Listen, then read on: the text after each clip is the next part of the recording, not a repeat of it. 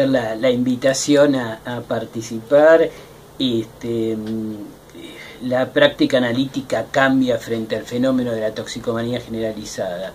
Primero, cierta idea de qué decimos con la toxicomanía generalizada.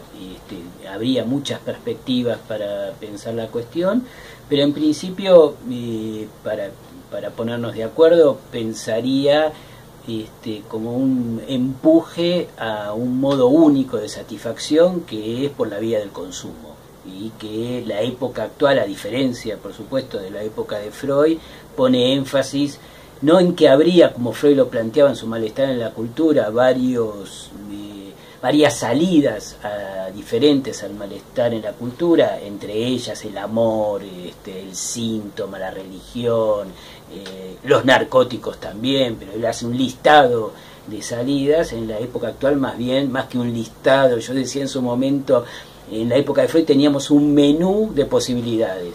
En la época actual tenemos menú fijo, es decir, que todo el mundo tiene que comer lo mismo y tiene que salir por un modo de satisfacción único, que es lo que llamamos la globalización. Es decir, pensar la globalización a partir del goce, como un modo de goce único para todos por igual. A partir de ese punto, efectivamente, la clínica cambia.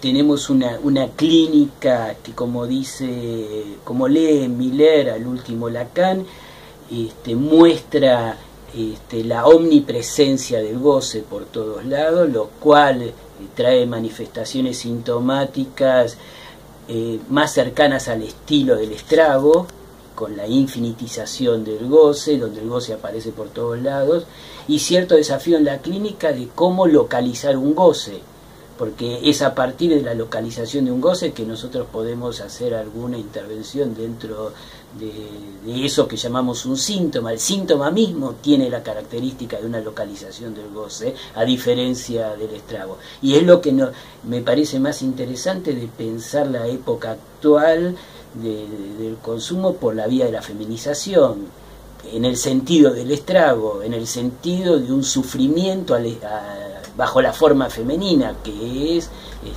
estragante, y cómo salir de esa forma de sufrimiento. Para poder hacer de eso un análisis es necesario hacer un pasaje de ese goce omnipresente a un goce localizado que pueda ser analizable, con la salvedad de que no siempre se hace esa intervención bajo la égida del amor de transferencia. Es decir, que en muchos casos trabajamos sin tener la variable del amor de transferencia. El otro día en otro lugar lo planteaba de esta manera. Me parece que el desafío para el analista es cómo ser el buen partener de cada analizante, sin que eso implique necesariamente un partener amoroso en el sentido de la transferencia. Y habrá que ver cómo se juega la partida en cada caso para hacer el buen partener del analizante. Y acá me meto porque me parece interesante. ¿Qué sería si no hay amor de transferencia? ¿Cómo entenderíamos esta nueva práctica? ¿Qué se te ocurre? Bueno, hacerse el partener también lo decíamos en la transferencia. Sí, pero no siempre el partener es un partener amoroso. Es decir, que se pueden establecer ciertos lazos en donde uno juega el lugar del partener del analizante sin que necesariamente intervenga el amor. Vos sacás el amor de la transferencia. Sí, perfecto.